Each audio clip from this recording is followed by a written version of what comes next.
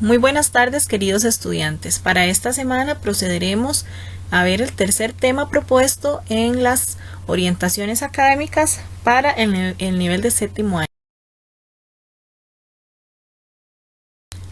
Recordemos que días anteriores ustedes tenían que leer lo que corresponde al género literario narrativa, ya que leyeron 3 cuentos. En este caso, para esta semana, vamos a entrar en un género literario nuevo, como es el caso del ensayo. Vean que ahí aparece resaltado. Entonces, ya vamos abriendo nuestro mundo en cuanto a las lecturas y vamos conociendo cada uno de los diferentes géneros literarios.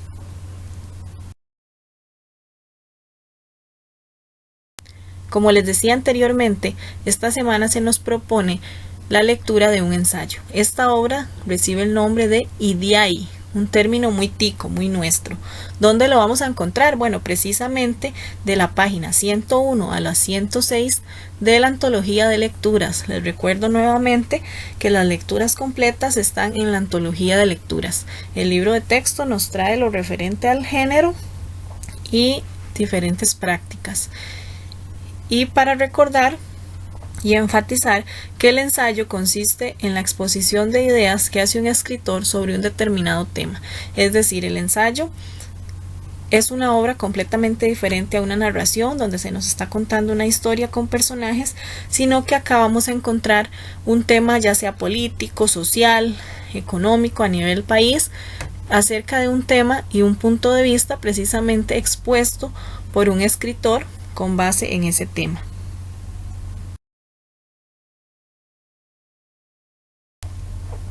¿Cuáles son precisamente las características de un ensayo? Recordemos que anteriormente yo les había hablado del cuento y les decía que el cuento es corto, que tiene pocos personajes. En el caso de un ensayo vamos a decir que es expositivo, porque expone las ideas de una persona, su punto de vista. Es personal y subjetivo, pues expresa la opinión de una persona, de un autor, en este caso el escritor. Es didáctico. ¿Qué significa eso? Bueno, que pretende enseñar, pretende darnos a conocer un tema en particular. La número 4 dice que es de extensión variable, aunque en la mayoría de los casos tiende a ser breve.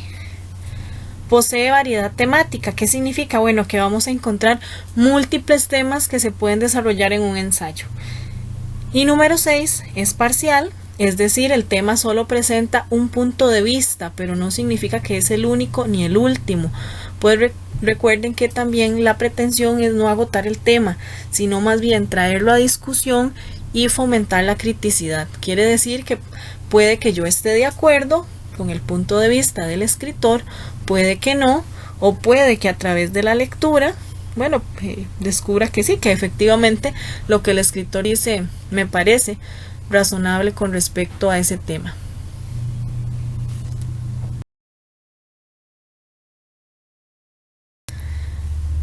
Cuando hablamos la semana pasada acerca de lo que es un cuento y los elementos, ¿se acuerdan que mencionamos que en el caso del cuento, la novela, existen elementos como el tipo de narrador, los espacios? En el caso de un ensayo hay elementos que también son importantes, además de la lectura, y que estos elementos propician lo que es el análisis de ese texto como tal. Uno de esos elementos es el código apreciativo. ¿Qué es el código apreciativo? Cuando un escritor habla al lector a través del hablante discursivo, que en este caso se le llama hablante discursivo precisamente al autor o escritor del ensayo. Lo hace con 2 propósitos. Hay dos propósitos que quiere transmitir el hablante discursivo o el escritor de un ensayo. El primero es la función expresiva, donde el hablante discursivo manifiesta sentimientos de manera directa o a través de la crítica o la ironía. ¿Qué significa? Que cuando yo lea un ensayo voy a encontrar plasmado en posiblemente una función expresiva, que es precisamente manifestar a través de sentimientos. Veamos el ejemplo. En cada costarricense vive un abogado defensor de sus derechos, de sus equivocaciones y de aciertos. Vean que ahí se nos trata de transmitir un mensaje fomentado en sentimientos inclusive en crítica o en ironía, dependiendo de el contexto y la forma en cómo se exprese el escritor en el ensayo. Y tenemos también una función ideológica, connotativa o apelativa. Aquí es donde se manifiesta su carácter didáctico, porque el hablante discursivo trata de influir en el receptor mediante órdenes, mandatos, sugerencias o ruegos. Ejemplo: es mezquino en el juzgar y aspira a generosidad cuando es juzgado. Por eso es afín a gente que muestra dócilmente una actitud especial hacia lo sugerente. Cree con firmeza en la influencia, en el nombre, en lo aparente. Vean que acá lo que hace más bien el escritor es darnos su punto de vista acerca de un tema. Obviamente acá estamos viendo solo un extracto que ejemplifica precisamente la función ideológica, que la función ideológica es precisamente nuestra ideología, lo que nosotros creemos o pensamos de un tema en específico. Y aquí se está haciendo una crítica a una actitud de docilidad, a una actitud de ser mezquino. Eso es lo que precisamente consiste o trata la función ideológica, mientras que la expresiva, como les digo, se basa más que todo en sentimientos. Y bueno, ¿cómo aparece esto? Precisamente en el ensayo nosotros tenemos que identificar qué tipo de función se está dando en los diferentes textos que nos soliciten, o si nos solicitan extraer ejemplos donde se presente una función expresiva o una función ideológica.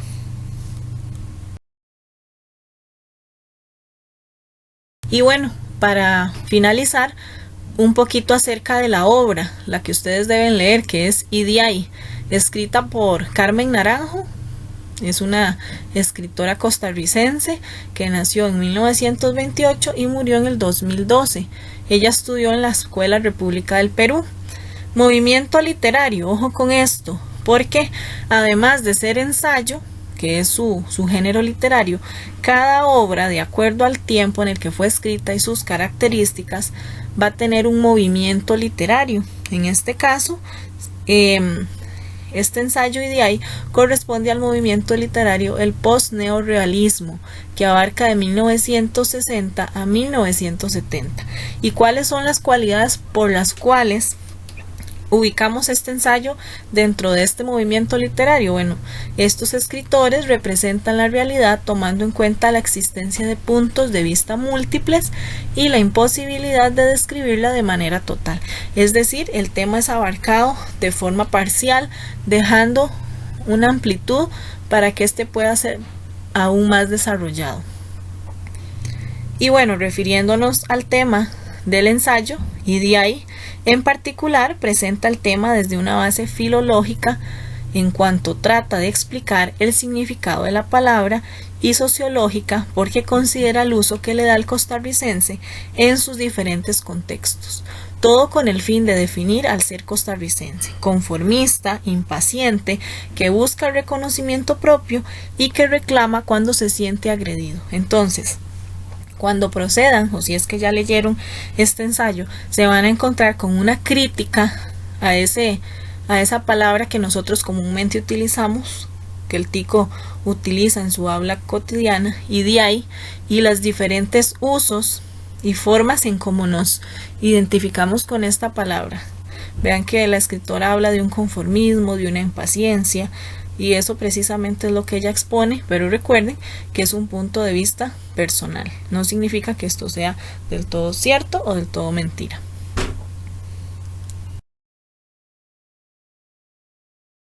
Damos por concluida la tercera clase de esta semana.